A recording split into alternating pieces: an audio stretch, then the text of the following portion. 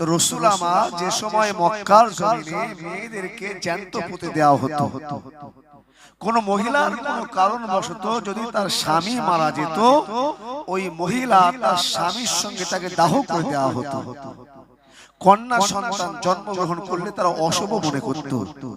কন্যা সন্তানের মুখটা দেখলে মনে করত আজকের দিনটাই খারাপ যাবে। রাসূলুল্লাহ যখন সত্য ধর্ম, মনোনীত ধর্ম, কালমা দাওয়াত তাদের মাঝে পরিবেশন করছেন, মানুষ রাসূলের আদর্শটা দেখে, রাসূলের ব্যবহার দেখে তারা মুক্ত হয়ে রাসূলের হাতে হাত দিয়ে ঈমানের কলমা পড়ে যখন ইসলাম গ্রহণ করছে, অন্যান্য ধর্ম অবলম্বী মানুষেরা তারা চক্রান্ত করে রাসূলকে হত্যা করে দেবে, মেরে দেবে। ঘটনা লম্বা, আপনারা জানেন। অমাকার আল্লাহ, আল্লাহু খায়রুল মাকিরিন। দুনিয়ার মানুষের আপনার ষড়যন্ত্র যতই করি হোক, আল্লাহর কাছে দুনিয়ার মানুষের ষড়যন্ত্র, আল্লাহর ষড়যন্ত্রের কাছে দুনিয়ার মানুষের ষড়যন্ত্র একদম বৃথা, ঠিক কিনা? ও ভাই জান, আব্বা জানেরা, রাসূলুল্লাহ আমার আলী হুজুরকে শুইয়ে মক্কা জমিনে চলে গেলেন। মক্কা ছেড়ে মদিনায় রাসূল আমার চলে গেলেন।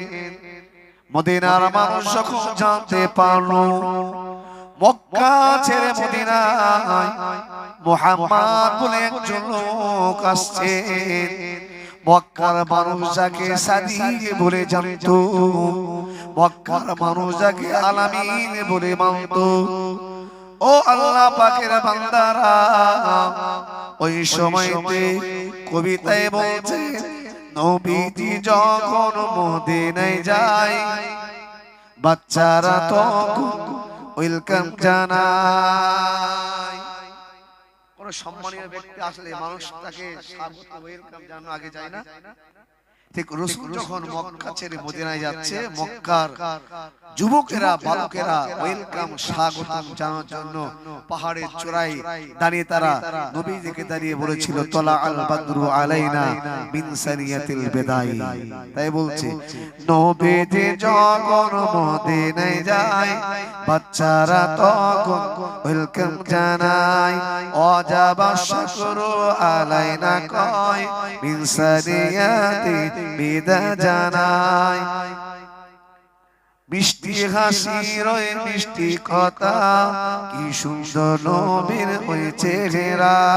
আল্লাহুম্মা সাল্লি আলা সাইয়্যিদিনা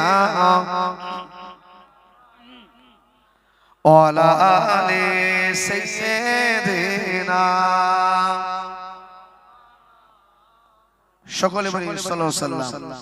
আমার এই ভগ্ন কণ্ঠ নিয়ে, ভাঙা গলা নিয়ে যেখানে কথা বলার মতো আমার ক্ষমতা নেই, বুঝতে পারছেন? তবুও নবীর কথা, আল্লাহর ওলিদের কথা বলতে কার না মন চাই? জি, মানুষে আসবেন এক্ষুনি। তো আমি এর ফাঁকে 2-5 মিনিট কিছু বলছি, এই ভাঙা গলা নিয়ে আপনারা একটু শোনার চেষ্টা করুন। ভাইজান, আব্বাজান, সেই নবীর আশিক হতে গেলে, সেই নবীর প্রেমিক হতে গেলে আমাকে আপনাকে তো হতেই হবে, রাসূল সম্পর্কে জানতে হবে, এবং আমি আপনি যা আব্বা এবং মা হয়েছি, আমাদের সন্তান আল্লাহ পাক যেগুলো দিয়েছি তাদেরকে রাসূল সম্পর্কে আমাকে আপনাকে জানাতে হবে না? জানতে হবে। জি বাবু, কিতাবের মধ্যে এসেছে মা এবং বাপ যদি ভালো হয় সন্তান ভালো হবে। বিশেষ করে মহিলা, কোন মা যদি ভালো হয় তার সন্তান ভালো হবে। জি, আপনারা সকলে জানেন বড় পীর আব্দুল কাদের জিলানী রাহমাতুল্লাহ আলাইহি, তিনি মায়ের পেটে ছিলেন, মা পুরোপুরি হাফেজা ছিলেন। উঠতে, বসতে, শুতে, ঘুমাতে, কাজ করতে সব সময় জবান দিয়ে আল্লাহর পাকের কালামটা বারবার তেলাওয়াত করতেন। জোরে বলুন সুবহানাল্লাহ, আর একটু চিৎকার করে সুবহানাল্লাহ। ঠিক তদ্রুপভাবে ইমাম রাবিয়াতুর রাই, একজন আল্লাহ পাকের বান্দা, তার নাম কি? ইমাম রাবিয়াতুর রাই। তিনি মুসলিমের একজন ইমাম হয়েছিলেন, জগৎ বরেণ্য একজন মুহাদ্দিস হয়েছিলেন, জগৎ বিখ্যাত একজন আল্লাহর ওলি হয়েছিলেন। কার ওসিলায় জানেন? তার মায়ের ওসিলায়। যে তার মায়ের ওসিলায় যেমন ভাবে বরফে আব্দুল কাদের হুজুর তার মায়ের হোসেনে বরফে হয়েছেন, ঠিক তদ্রুপভাবে ইমাম রাবিয়াতুর রায় তিনি মস্ত বড় ইমাম হয়েছিলেন, মুহাদ্দিস হয়েছিলেন, মুহাক্কিক হয়েছিলেন তার মায়ের ওসিলায়। ভাইজান, আব্বা জানেরা, আমি আপনাদের সম্মুখে সংক্ষিপ্ত সময় একটা কথা বোঝাতে চেয়েছি। ও আল্লাহ পাকের বান্দারা, নওজোয়ান তরুণ বন্ধুরা, ইমাম রাবিয়াতুর রায়ের আব্বা জান তিনি তার মাকে রেখে, তার মা যখন গর্ভ অবস্থায় ছিল, তার মা যখন আপনার কিনা তার মায়ের গর্ভে সন্তান ছিল, অর্থাৎ গর্ভবতী ছিল, তখন ইমাম রাবিয়াতুর রায়ের আব্বা জান তার মাকে প্রায় ৮,০০০ দিরহাম দিয়ে বলল, হে আমার প্রাণপ্রিয় বিবি, আমি কাজের জন্য বিদেশে যাচ্ছি, তোমার কাছে এই টাকাটা দিয়ে গেলাম, এই টাকাটা তুমি আমি যতদিন না বাড়িতে আসবো ততদিনে এই টাকাটা খরচ করবে, আমার যে সন্তান হবে তার দেখাশোনা করবে, পড়াশোনা করাবে, ইত্যাদি ইত্যাদি। যখন মায়ের পেটে আছে ইমাম রাবিয়াতুর রায়, তারপর থেকে তিনি তার আব্বা বিদেশে চলে গেলেন। বিদেশ থেকে ফিরছেন কত বছর বয়স? 20 বছর পরে। আচ্ছা, 20 বছর পরে যদি ফেরে তাহলে সন্তানের বয়স কতদিন হবে? 19 বছর হবে। 1 বছর বাদ হয়ে যাবে। তাই 19 বছরের যে বাচ্চাটা সন্তানটা সে বড় হবে না? বড় হয়ে যাবে। আচ্ছা, 19 বছর পর বা 20 বছর পর তার আব্বা যদি ফেরে আর সন্তানের সঙ্গে যদি দেখা হয়, বাপ সন্তানকে চিনতে পারবে? সন্তান বাপকে চিনতে পারবে না। মজার ঘটনা, সময় খুবই কম বলে আমি ছোট করে বলছি আপনাদের বোঝানোর জন্য। এখন 20 বছর পর যখন ইমাম রাবিয়াতুর রায় রাহমাতুল্লাহ আলাইহি বিদেশ থেকে ফিরেছেন, ঘরের দরজা দিয়ে ঢুকবেন আর এমন অবস্থায় তার ছেলেও দরজা দিয়ে বার হচ্ছেন। ছেলে দেখছেন একটা অপরিচিত অজানা লোক ঘরের মধ্যে ঢুকছে, ঢুকতে ইনি তো ঢুকবেন ঘরের মধ্যে, ইনি জানছে আমার ঘরে ঢুকবে। আর সন্তান ভাবছে এনাকে আমি চিনি না, জানি না, অপরিচিত লোককে আমার ঘরে এসে তো আমার আম্মাজি আছে, এনাকে কেন আমি ঢুকতে দেব? ইনি তো জোর করে ঢুকবেন, ছেলে তো ঢুকতে দেবে না। শেষ বেশ বাপের বয়স, ছেলের বয়স কম, যুবক ছেলে। রাসূল বলেন সাত মুকার জুনুন, যুবক বয়সটা হলো পাগলের ন্যায়।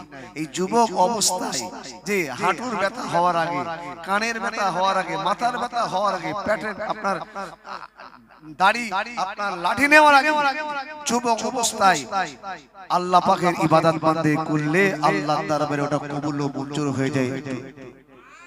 আর একটু চিৎকার করে হবে না? তো ছেলেটা যখন তার আব্বা সে চেনে না, জোর করে ঢুকতে যাচ্ছে, এরকম জোর করে ঠেলে দিয়েছে, পড়ে গেছে।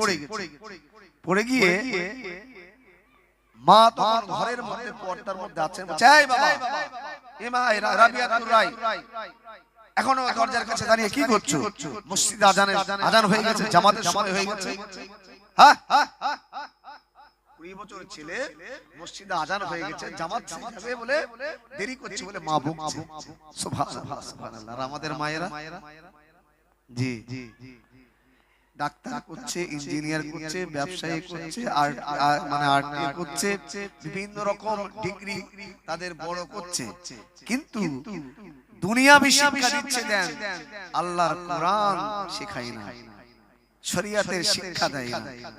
বাবা, আমার আপনার ঘরের সন্তানদেরকে 2-3 ইংরেজি পড়াচ্ছে, বাংলা পড়াচ্ছে, ইতিহাস পড়াচ্ছে, ভূগোল পড়াচ্ছে, তার সঙ্গে 10টা মিনিট 20টা মিনিট একটা আরবি মাস্টার রেখে তাকে মাইনে দিয়ে 6 দিন শেখানো কি যায় না? এই সমস্ত বাপেরা তারা বুড়ো বয়সে ছেলের হাতের মার খাওয়ার জন্য, ছেলের কাছ থেকে লাঠি যেটা খাওয়ার জন্য তারা তো নিজেরাই লাইনটা ক্লিয়ার করছে। দুনিয়ার শিক্ষার সঙ্গে সঙ্গে কোরআন হাদিসের শিক্ষা দিলে ওই সন্তান বাপ মার সঙ্গে যদি বা ঝামেলা হয়, তার মনে বারবার বিবেকে দংশন করবে। আমি কোরআন জাননেওয়ালা, আমি হাদিস জাননেওয়ালা, অতএব পিতামাতার সঙ্গে ঝামেলা করে ফেলেছি, অন্যায় করে ফেলেছি, তার কাছে ক্ষমা চাইবে। ঠিক বলতে? আর যদি দুনিয়ার শিক্ষা না থাকে, আপনার শরীয়তের শিক্ষা না থাকে, যা করে ঠিক করবে। ভাইজান আব্বা জানেরা আম্মা জান তাম্বি করলো, আম্মা জান বকে দিয়ে দিল, হে বেটা তুই তাড়াতাড়ি মসজিদে চলে যা, মসজিদে আজান হয়ে গেছে, মসজিদে জামাতের সময় হয়ে গেছে, বেটা মসজিদে গিয়ে জামাতে নামাজটা তুই আদায় কর। ছেলে চলে গেল। এখন 20 বছর পর একটা ঘর থেকে যে ঘর থেকে নওজোয়ান তরুণ 20 বছরের একটা ছেলে লোক বার হচ্ছে, আব্বার মনে সন্দেহ হবে না? উনি তো জানেন আমার ছেলে। ইনি মনে মনে ভাবছেন আমার বিবি এত ভালো ছিল, এত পর্দানশীল ছিল, এত নামাজি ছিল, এত যে বিবিকে এত বিশ্বাস করতাম, এই 20 বছরের মধ্যে আমার বিবি চেঞ্জ হয়ে গেল। আমি কি দেখলাম, কি দেখছি? 20 বছর পরে সে দেখছি একটা অজানা, অচেনা, অপরিচিত যুবক আমার ঘর থেকে বার হচ্ছে। তাহলে আমার বিবির তাহলে নিশ্চয়ই কোনো অবৈধ সম্পর্ক আছে। এটা ভাব স্বাভাবিক না? আমি আপনি যদি আমরা কোথা থেকে বাড়ি ফিরেছি, যদি আমরা আপনার ঘর থেকে কোনো অজানা অপরিচিত যুবক যদি এই পুরুষ মানুষ যদি বার হয়, অটোমেটিক সন্দেহের একটা দানা বাঁধে। তো বলছে বিবি আগে আমার এই প্রশ্নের উত্তর দাও, কৈফিয়ত দিতে হবে। তোমাকে আমি এত বিশ্বাস করতাম, তোমাকে আমি এত বিশ্বাস করে দায়িত্ব দিয়ে আমানতের মধ্যে রেখে বিদেশে চলে গিয়েছিলাম, আজকে বিদেশ থেকে এসে তুমি এই পরিণতি দিলে। বিবি বলছে দেখেন, স্বামীরা যখন রেগে থাকে তার বিবিদেরকে স্বামীদের ঠান্ডা করা, সান্ত্বনা করার কিছু প্রসেস থাকে, থাকে না? সে রেগে আছে, ভুল বুঝেছে, বলল হে আমার প্রাণ প্রিয় স্বামী, আপনার সব প্রশ্নের উত্তর দেব। আপনি বিদেশ থেকে এসেছেন, যান গোসল করে নেন, নামাজটা আদায় করে নেন, এই খাইয়ে দাইয়ে খাওয়া দাওয়া করে নেন, তারপরে একে একে একে একে সব প্রশ্নের উত্তর দেব। যাই হোক, আমার একটা বৈশিষ্ট্য যেটা আমার নিজেরও বিরক্ত লাগে, আর আমার একটা বৈশিষ্ট্য আপনারা সকলে আমার কম বেশি জানেন যে আমিও আল্লাহর রহমতে আপনাদের দোয়ায় একটা সময় বিভিন্ন প্রান্তে দূর দূরান্ত জলসা জোশ করেছি, কিন্তু এই বৈশিষ্ট্য আমার মধ্যে আমার উস্তাদ ছিলেন মরহুম হাফেজ বারুল ইসলাম সাহেব, তিনি আমাকে যে শিক্ষা দিয়ে গেছেন, আমি প্রাইমারি স্টেজে বলি যে বক্তা আসলে বক্তৃতার যে অবস্থায় থাক না কেন ছেড়ে দিতে হবে। অতএব বক্তা আসলে আমি ছেড়ে দেওয়া এই নীতিটা আমার মধ্যে আছে। আর আমিও কোথাও গেলে বক্তা বসে রেখে ওয়াজ করলে আমার ডিস্টার্ব হয়, বিরক্ত লাগে। যাই হোক, আপনারা শুনলে খুশি হবে। আমার ভাইজান যদি পরিচয় দিই আমার ছোট হবে, আমি সিনিয়র জুনিয়র হবে, কারণ আমি শুনে খুব আনন্দিত হলাম যে আমাদের তেতুলিয়া মোজাফরে সিদ্দিকা খারিজা মাদ্রাসা যে মাদ্রাসার প্রতিষ্ঠাতা হলেন, যে আমাদের ইলমে জাহাজ বলে দাদা হুজুর যাকে বলেছিলেন, সেই দাদা হুজুর বিজয় হুজুর পীর কিবলা রাহমাতুল্লাহ মাদ্রাসার আমি যেমন আপনার একজন নগণ্য ছাত্র, আমার ভাই সেও এই মাদ্রাসা থেকে ফারেক হয়েছে, খুব ভালো লাগছে। তো আমার ভাই একজন খুব প্রখ্যাত ওয়াজিন, সুললিত কণ্ঠে, সুমধুর কণ্ঠে তিনি কোরআন এবং হাদিসের অনুকূলে ওয়াজ পরিবেশন করেন। বাংলার বিভিন্ন প্রান্তে গলিতে গলিতে কোরআন হাদিসের খিদমত করে চলেছেন।